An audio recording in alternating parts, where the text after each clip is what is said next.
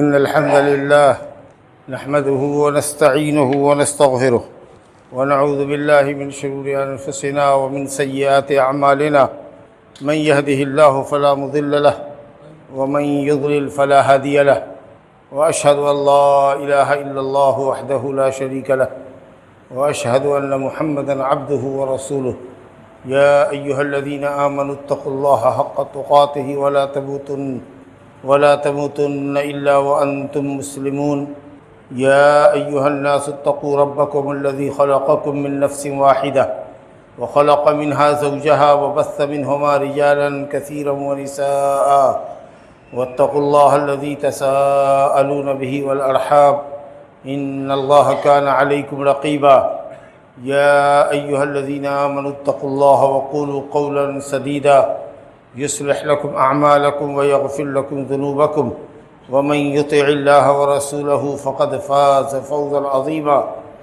أما بعد فإن خير الحديث كتاب الله وخير الهدي هدي محمد صلى الله عليه وسلم وشر الأمور محدثاتها وكل محدثة بدعة وكل بدعة ضلالة وكل ضلالة في النار أعوذ بالله من الشيطان الرجيم قل إن كان آباؤكم وأبناؤكم وإخوانكم وأزواجكم قل إن كان آباؤكم وأبناؤكم وإخوانكم وأزواجكم وعشيرتكم وأموال اقترفتموها وتجارة تخشون كسادها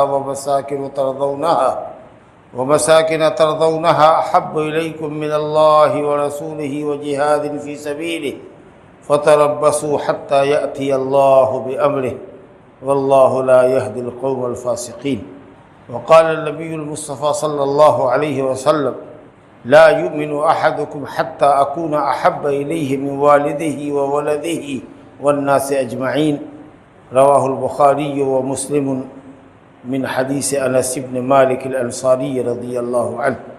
میرے بزرگوں اور دوستوں، دینی بھائیوں اور اسلامی بہنوں، محمد رسول اللہ صلی اللہ علیہ وسلم سے محبت کرنا ہمارا دین ہے، ایمان ہے، اسلام کا بنیادی اصل ہے۔ اگر کسی کے دل میں نبی صلی اللہ علیہ وسلم کی محبت بالکل ہی نہ ہو تو وہ آدمی مسلمان ہو ہی نہیں سکتا۔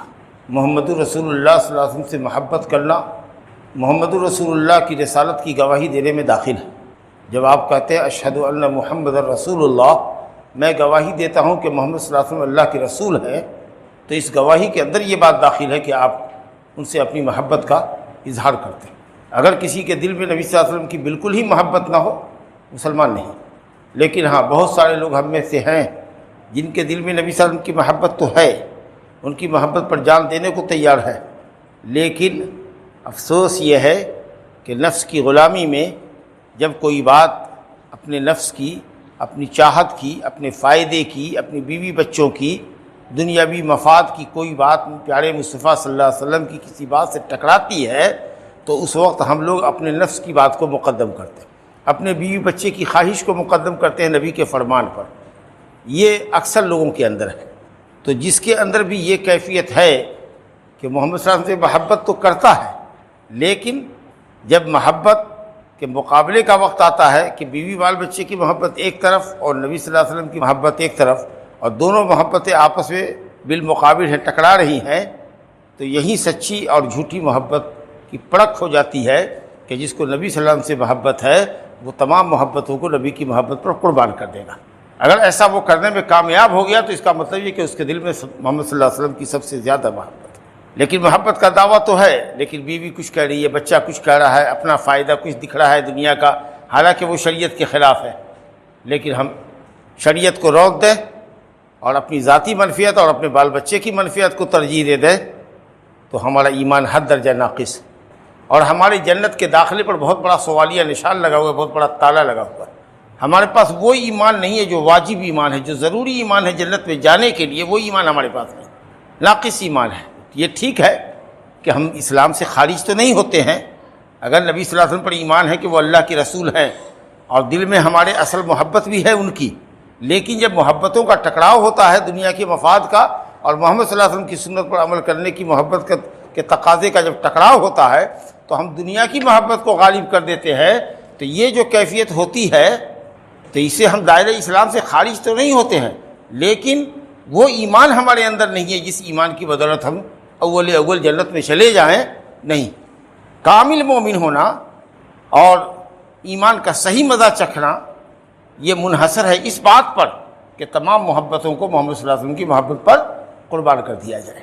میں نے جو ابھی آپ کے سامنے آیت پڑھی ہے سورہ توبہ کی آیت نمبر 24 ہے، اسی حقیقت کا اظہار اللہ تعالیٰ نے فرمایا اس میں، قل اے نبی کہہ دیجئے، لوگوں سے کہیے، ان کان آباؤکم و ابناؤکم و اخوانکم و ازواجکم و عشیرتکم، 5 رشتہ داروں کا ذکر کہہ دیجئے لوگوں سے جو آپ کی محبت کا دم بھرنے والے ہیں، اللہ رسول کی محبت کا دم بھرنے والے ہیں، کہ اگر تمہارے ماں باپ، تمہارے بیٹے بیٹیاں، تمہارے بھائی بند، تمہاری بیویاں، اللہ اکبر، اور تمہارے خیش و اقارب، 5 رشتہ داریوں کا ذکر کیا گیا ہے، دنیا کی تمام رشتہ داری، دادیالی، نالیالی، سسرالی، سب اس میں آ گئی۔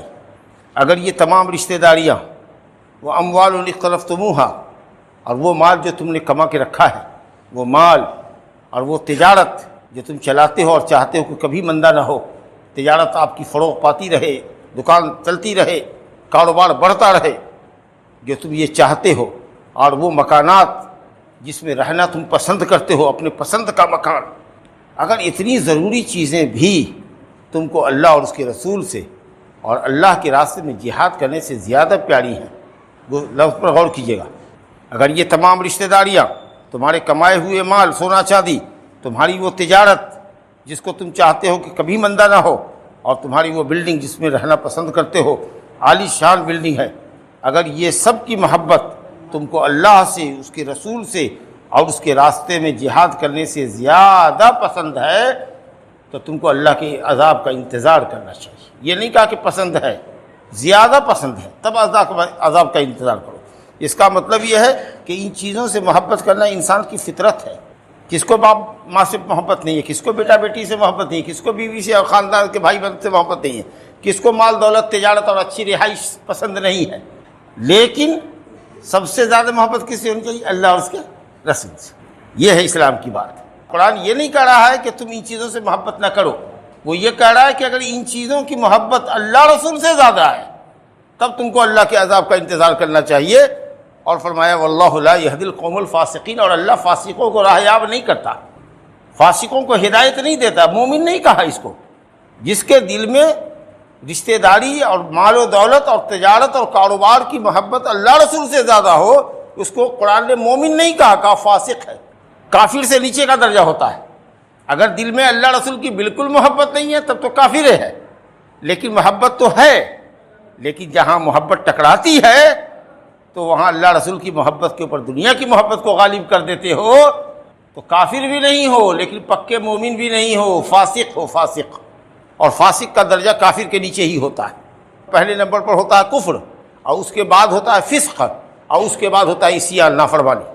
تو آپ تمام چیزوں سے محبت کیجیے، جتنی جائز محبت ہے، جو اتنی فطری محبت ہے، جس محبت کو اللہ نے دل میں آپ کے رکھا ہے، لیکن جہاں یاد رکھیے کہ سب سے زیادہ ایک مومن کی نگاہ میں محبوب کون ہو؟ اللہ اور اس کا رسول اور اس کا دین۔ جہاں دیکھیے کہ دین کا تقاضا ہماری ذاتی منفعت سے ٹکرا رہا ہے، اپنی منفعت کو قربان کر دیجیے، مگر دین پر زد نہ آنے دیجیے، دین پر ضرب نہ لگنے دیجیے۔ یہ ہے اصل ایمان کا تقاضا۔ اور یہی بات پیارے مصطفیٰ صلی اللہ علیہ وسلم نے فرمائی۔ حضرت انس بن مالک رضی اللہ عنہ کی روایت ہے بخاری مسلم کی کہ لا یؤمن احدکم، تم میں کا کوئی مومن نہیں ہو سکتا، یعنی کامل مومن نہیں ہو سکتا، جب تک کہ مجھے وہ اپنے ماں باپ سے، اپنے بیوی بال بچوں سے اور دنیا کے تمام انسانوں سے زیادہ محبوب نہ بنا لے۔ جب تک نبی کی محبت تمہارے دل میں تمہارے ماں باپ سے، آل اولاد سے، دنیا میں یہی تو زیادہ محبوب ہوتے ہیں، باپ بیٹا۔ رشتہ داریوں میں سب سے زیادہ ہم کو ماں باپ پیارے ہوتے ہیں یا بیٹا بیٹی پیارا ہوتا ہے، دونوں کا ذکر آ گیا۔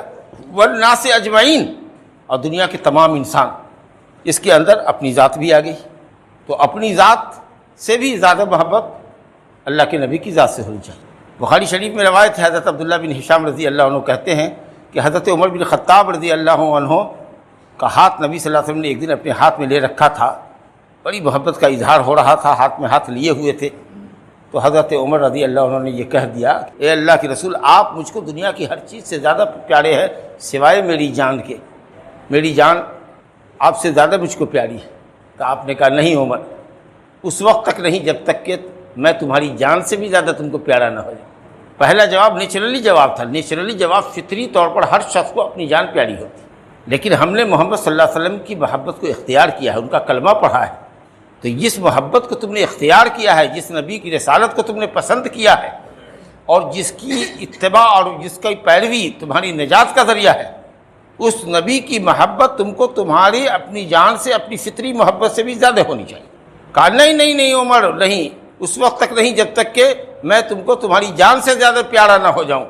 حضرت عمر فاروق رضی اللہ عنہ نے کچھ غور کیا، بات ان کی سمجھ میں آ گئی کہ میری جان کی کیا حیثیت ہے، نبی کی جان کے مقابلے میں ایسی ہزار جانیں نبی پر قربان ہو، اگر اللہ نے ان کو نہ بھیجا ہوتا، ان کے ذریعے ہماری رہنمائی نہ فرمائی ہوتی، صحیح راہ نہ دکھائی ہوتی، تو ہم لوگ تو جہنم کے راستے پر لگے ہوئے تھے، جہنم کے گڑھے کے کنارے کھڑے ہوئے تھے، اب جہنم میں گر نہیں چاہتے تھے، ہلاک ہونا ہی چاہتے تھے کہ اللہ نے چارہ گڑی فرمائی اور محمد صلی اللہ علیہ وسلم کو بھیج کر کے ہم لوگوں کو جہنم کی راہ سے نکال کر جنت کی راہ پر لگا دیا۔ فوراً پکار اٹھے، کہا یا رسول اللہ، اب مجھ کو بات سمجھ میں آ گئی، آپ مجھ کو میری جان سے بھی زیادہ اب عزیز ہیں۔ تو آپ نے کہا الآن انت یا عمر، اب آپ نے وہ بات کہی جو آپ کو پہلے کہنی چاہیے۔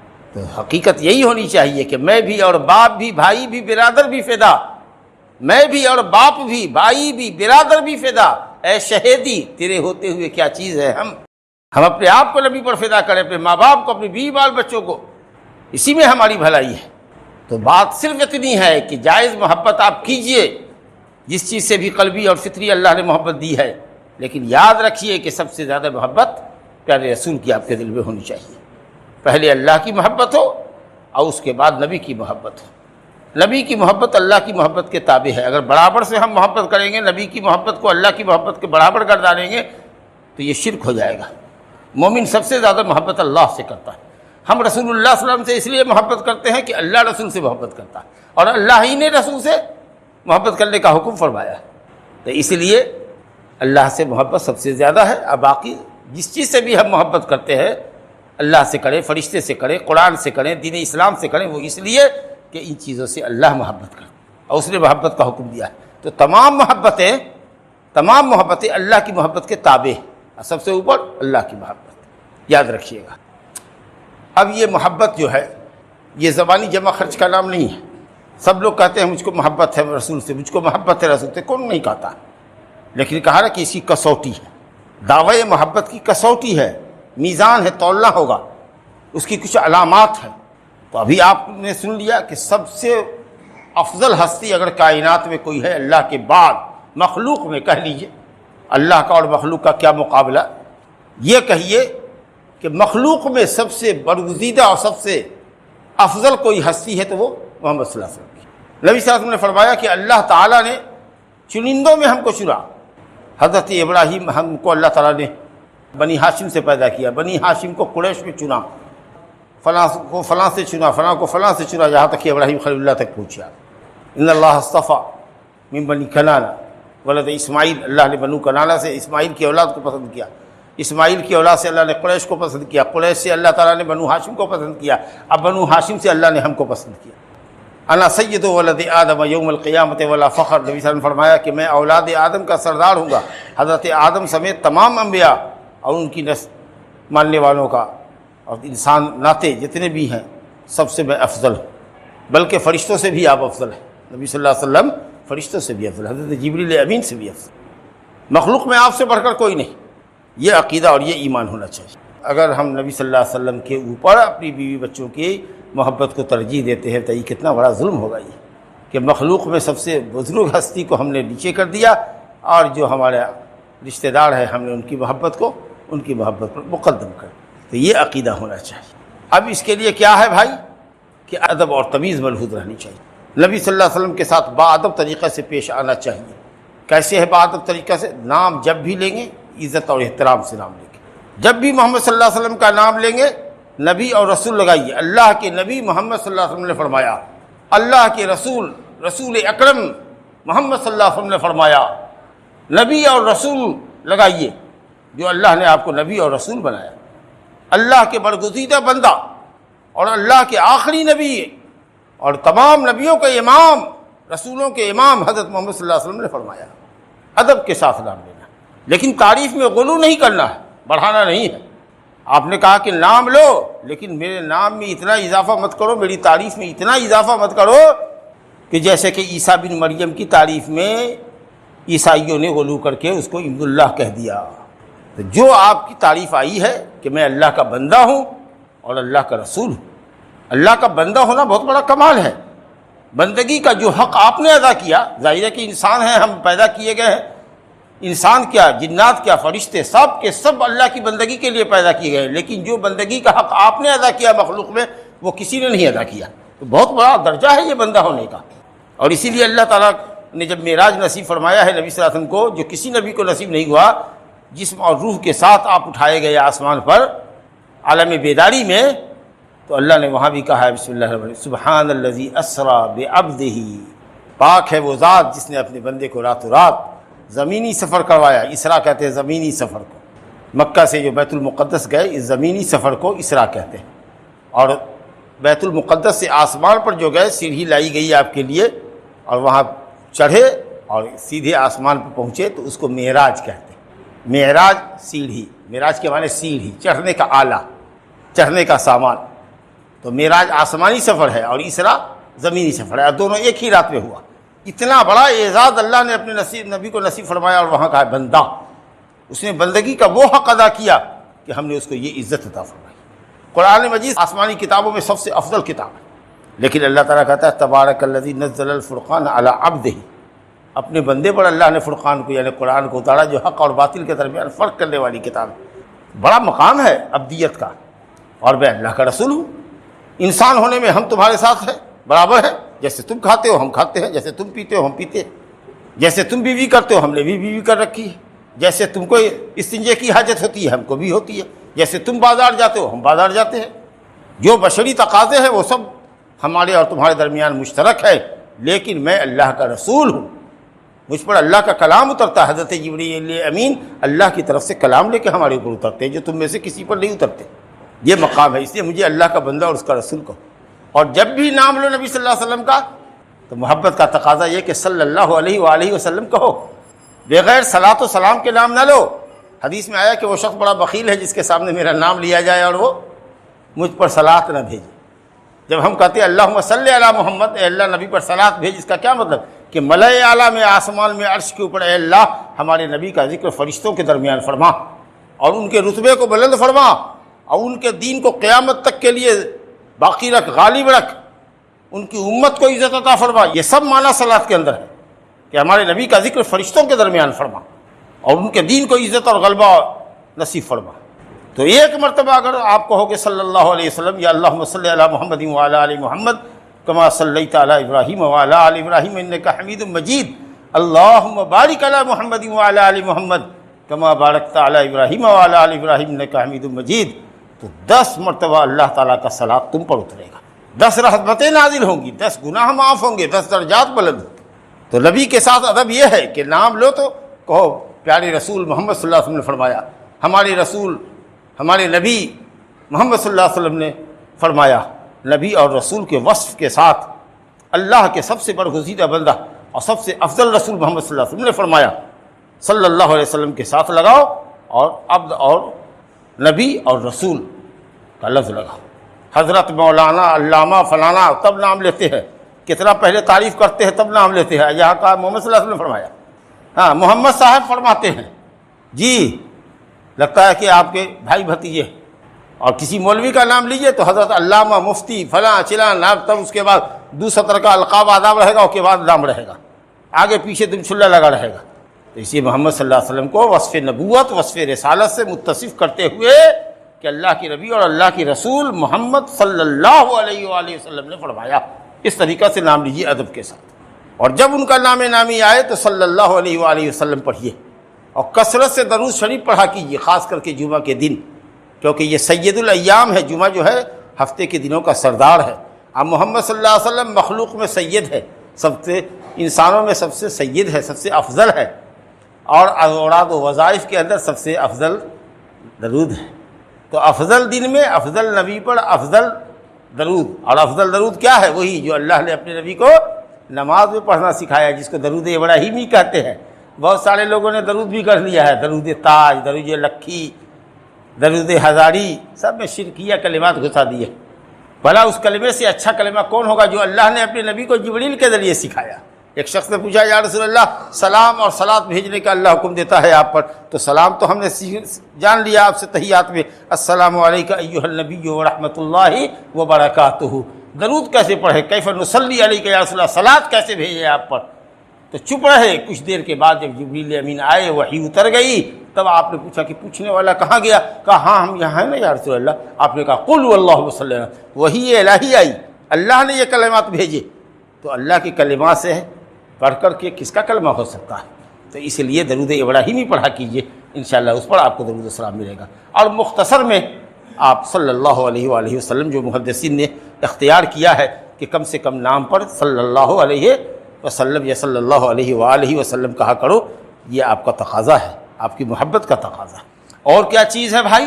اس بات کا یقین رکھو کہ کائنات میں، مخلوق میں سب سے سچے کون ہیں؟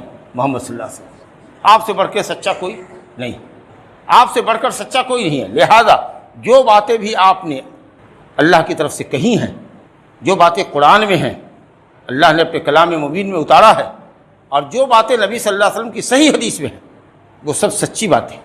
جن باتوں کی محمد صلی اللہ علیہ وسلم نے خبر دی ہے، چاہے اس کا تعلق گزشتہ زمانے سے ہو یا آنے والے زمانے سے ہو کہ ایسا ایسا زمانہ ہوگا، ایسے ایسے لوگ ہوں گے، یہ ہوگا وہ ہوگا، ایسا ہوگا ویسا ہوگا، ایک زمانہ آئے گا ایسے ہوں گے ویسے ہوں گے، ایک زمانہ آئے گا کہ لوگ سود خوار ہو جائے گا، نہیں سود تو سود کا غبار اور دھواں بھی کم سے کم لگے گا، حرام خوری عام ہو جائے گی، زمانہ آئے گا ناچ گانا عام ہو جائے گا، بے حیائی بے پردگی عام ہو جائے گی۔ بہت سی چیزوں سے آپ نے امت کو آگاہ کیا تاکہ امت باخبر رہے۔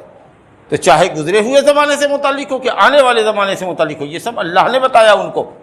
تو وہ جو خبر انہوں نے دی ہے پچھلے زمانے کی اور آگے آنے والے زمانے کی، بشرطے کہ وہ حدیث صحیح ہو، تو ہمارا ایمان ہونا چاہیے کہ نبی صلی اللہ علیہ وسلم نے جن باتوں کی خبر دی ہے آپ اس میں سچے ہیں۔ مخلوق میں آپ سے بڑھ کے سچا کوئی نہیں ہو سکتا۔ تو نبی صلی اللہ علیہ وسلم کی باتوں کی تصدیق کر دی۔ اور کیا کرنا ہے؟ وَطَاعَتُهُ فِي مَا أَمَرَ، اور جن باتوں کا اللہ کے نبی نے حکم فرمایا ہے، یہ کرو یہ کرو، اور جن چیزوں سے روکا یہ نہ کرو یہ نہ کرو یہ نہ کرو، تو جن چیزوں کے کرنے کا حکم دیا ہے ان کاموں کو کریں، اور جن سے منع کیا ہے ان سے رک جائیں، یعنی رسول اللہ صلی اللہ علیہ وسلم کی اطاعت کریں۔ اور یہ رسول کی اطاعت در حقیقت اللہ کی اطاعت ہے، کیونکہ ہم سب جانتے ہیں کہ نبی صلی اللہ علیہ وسلم نے دین کے معاملے میں اپنی طرف سے کچھ نہیں کہا۔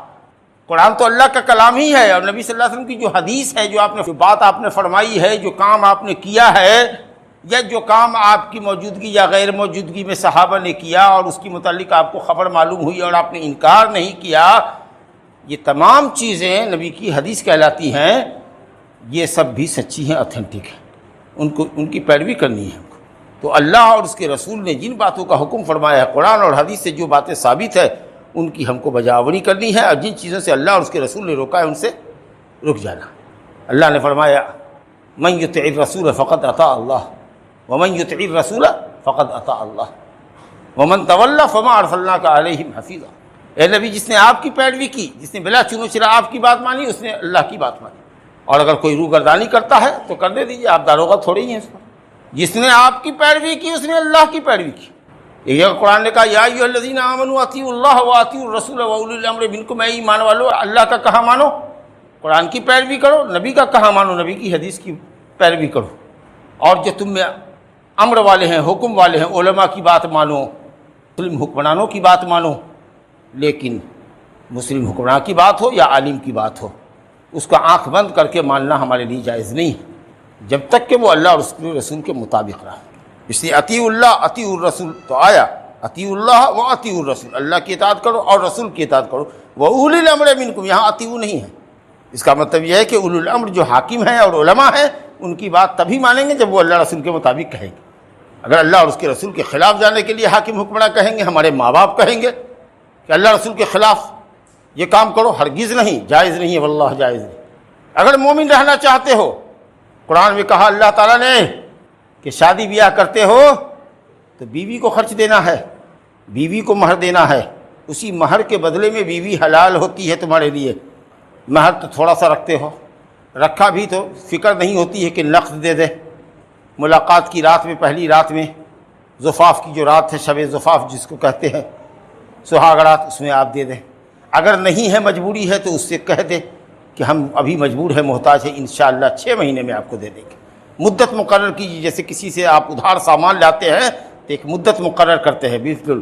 بلکہ یہ کہا گیا ہے حدیث میں کہ سب سے زیادہ تاکیدی قرض اگر کوئی ہے تو وہ تمہاری بیوی کا مہر ہے، حق مہر ہے، جس کے ذریعے تمہاری بیوی تمہارے لیے حلال ہوئی۔ اس کی تو فکر نہیں ہے آپ کو کہ مہر دینا ہے، جتنی صلاحیت ہے اتنا ہی مہر رکھے۔ لیکن اگر آپ کے پاس لڑکا ہے خیر سے، اور ماشاءاللہ اگر کچھ پڑھ لکھ لی اور نوکری ہارا ہو گیا، تب کیا پوچھنا، تب تو اس کا بھاؤ چڑھے گا، 5 لاکھ سے کم میں بات نہیں کرے گی۔ اور موٹر سائیکل تو لیوے کریں گے 1.5 لاکھ 2 لاکھ والی، اپنے مطالبے کے حساب سے جہیز کا اعلیٰ سے اعلیٰ سامان لیں گے۔ فریج اتنے سائز کی ہونی چاہیے، اس کمپنی کی ہونی چاہیے۔ اگر خود نہ مانگ سکے کہ ذرا لوگوں کے اندر ہماری بے عزتی ہوگی، تو دلالوں کے ذریعے خبر بھیجوایا، اتنے لوگ آئیں گے بارات میں اور یہ چیز کھائیں گے، ہمارا مینو یہ ہوگا، ہمارے مطالبے کے مطابق کھانا آپ کو کھلانا ہوگا۔ اللہ سے نہیں ڈرتے آپ؟ اللہ نے مرد کو قوام بنایا، عورت کا نگراں اور حاکم بنایا ہے، اسی لیے کہ مرد بیوی پر خرچ کرتا ہے، مہر بھی دیتا ہے، نان نفقہ بھی دیتا ہے۔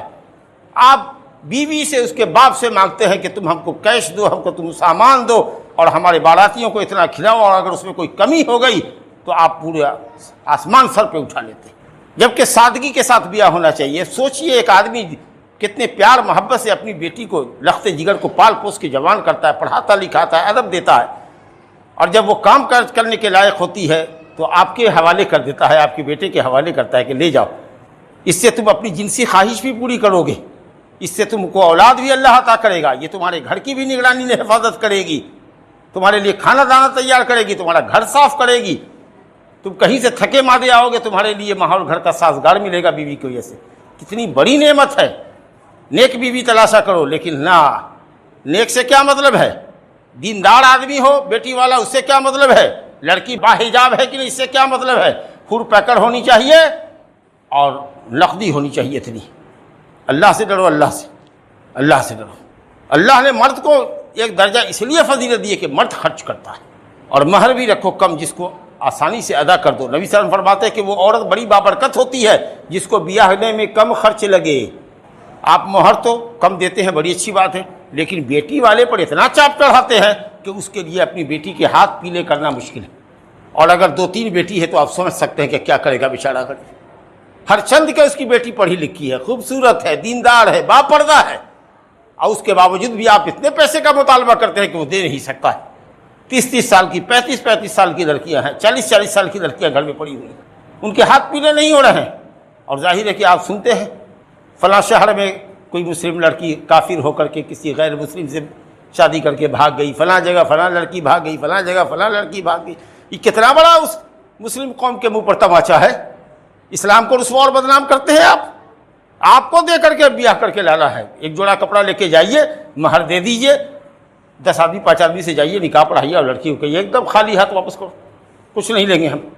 سنت کی شادی کرو، اللہ تعالیٰ دے گا، چھپڑ پھاڑ کے دے گا، عورت تمہارے لیے باعث رحمت ہوگی۔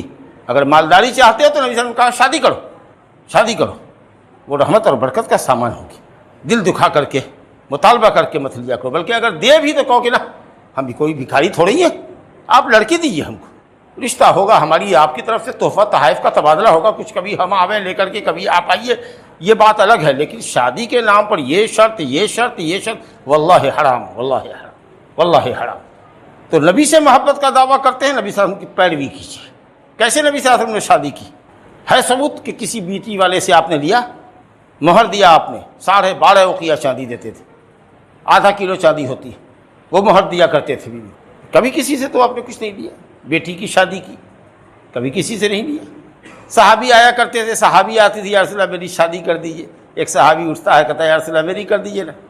کہا مہر کیا دو گے؟ پہلا سوال ہے مہر کیا دو گے؟ کہا کہ کیا دیں گے؟ کچھ نہیں، ایک کرتا ہے، لنگی ہے، وہی دے دیں۔ کہا تو بغیر لنگی کے تم رہ جاؤ گے، جاؤ ایک لوہے کی انگوٹھی تلاش کے لاؤ۔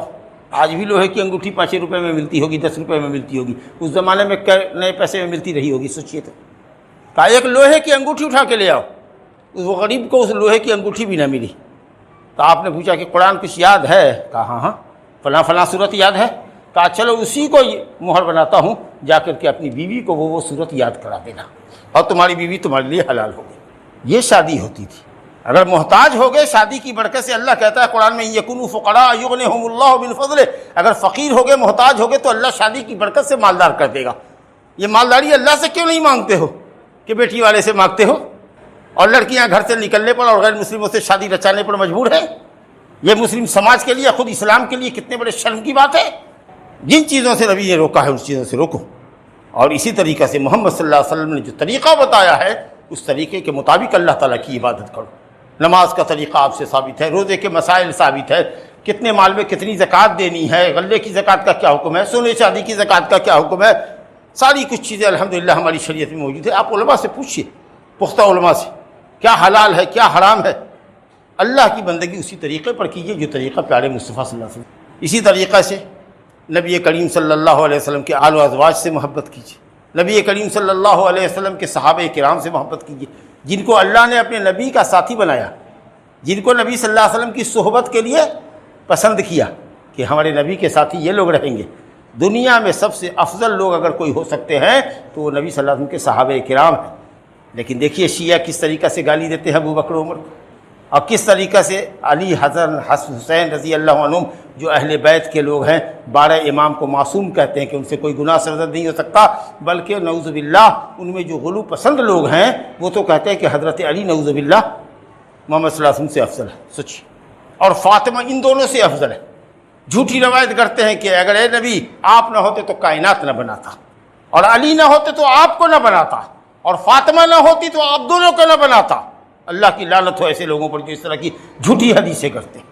تو خالی تعریف کرنا، غلو کرنا، نبی کو جو چاہیں خدا کر دکھائیں، اماموں کا رتبہ نبی سے بڑھائیں، مولوی اور امام کو نبی کا درجہ دے دیا تم نے، نبی کی حدیث کے مقابلے میں امام مولوی کی بات مانتے ہو، اور نبی کی منقبت اتنی بڑھاتے ہو کہ اللہ اور نبی میں کوئی فرق ہی نہیں رہتا تمہارے یہاں۔ عبادت صرف اللہ کا حق ہے اور پیروی رسول کا حق ہے، پیروی کرنا ہے، رسول کی حکم ماننا ہے، اور نبی کے بتائے ہوئے طریقے کے مطابق محمد صلی اللہ علیہ وسلم کی صحیح حدیث کے مطابق اللہ تعالیٰ کی بندگی کرنی ہے ہم کو۔ قیامت میں اسی بات کی پوچھ ہوگی کہ بندہ کس کے تھے، تم کس کا بندہ تھا اور کس کی پیروی کرتا تھا؟ تو جواب ہمارا یہ ہو کہ ہم اللہ کے بندے تھے، اے اللہ ہم نے تیرے علاوہ کسی کی پرستش نہیں کی، کسی کی عبادت نہیں کی، اور ہم نے تیرے نبی کی بات کے مقابلے میں کسی کی بات نہیں لی، اور جہاں نبی کا فرمان ہمارے طریقے کے خلاف آیا اور کسی نے کہا کہ اللہ سے ڈرو یہ سنت کے خلاف ہے، نبی کے فرمان کے خلاف ہے، میں وہیں رک گیا، کامیاب ہو جاؤ گے، نبی کی شفاعت نصیب ہوگی، نبی صلی اللہ علیہ وسلم کے حوض کوثر سے سیرابی نصیب ہوگی۔ میرے بزرگوں دوستوں، ربیع الاول کا مہینہ آ گیا ہے، اب دیکھیے گا محبت کا سیلاب بڑھے گا، اور سیلاب بھی آئے گا کس شکل میں؟ میلاد کی شکل میں، یہاں میلاد، وہاں میلاد، وہاں میلاد، وہاں میلاد۔ اور عقیدہ کیا ہے؟ نبی صلی اللہ علیہ وسلم مجلس سے تشریف لاتے ہیں ہمارے، سوچیے ہر جگہ حاضر ناظر ہیں، ہر چیز کو دیکھ رہے ہیں، ہر چیز کو جان رہے ہیں، عالم الغیب ہے، اللہ اکبر۔ وہ سب عقائد پیش کیے جائیں گے جن عقیدے کو اگر ہم مان لیں تو اللہ کافر ہو جائے، اسلام سے خارج ہو جائے، اور اس کو لوگ سمجھیں گے کہ نبی کی محبت ہے۔ اس لیے ضروری سمجھا گیا کہ میں آپ کے سامنے نبی صلی اللہ علیہ وسلم کی محبت کی اہمیت بتاؤں کہ آپ کی محبت کے بغیر تو ہم مومن نہیں ہیں، لیکن محبت نبی صلی اللہ علیہ وسلم کی مناسب تعظیم کرنے سے ہوگی، نبی صلی اللہ علیہ وسلم کی باتوں کی تصدیق کرنے سے ہوگی، نبی صلی اللہ علیہ وسلم کے حکموں کو بجا لانے سے ہوگی، نبی صلی اللہ علیہ وسلم کی منع کردہ چیزوں سے باز رہنے سے ہوگی، نبی صلی اللہ علیہ وسلم کے بتائے ہوئے طریقے کے مطابق اللہ تعالیٰ کی عبادت کرنے سے ہوگی، نبی کے آل اولاد سے محبت کرنی ہوگی، نبی کے صحابہ کرام سے محبت کرنی ہوگی، نبی صلی اللہ علیہ وسلم کی سنت شریفہ سے محبت کرنی ہوگی، خود بھی عمل کریں گے اور دوسروں کو بھی عمل کی دعوت دیں گے۔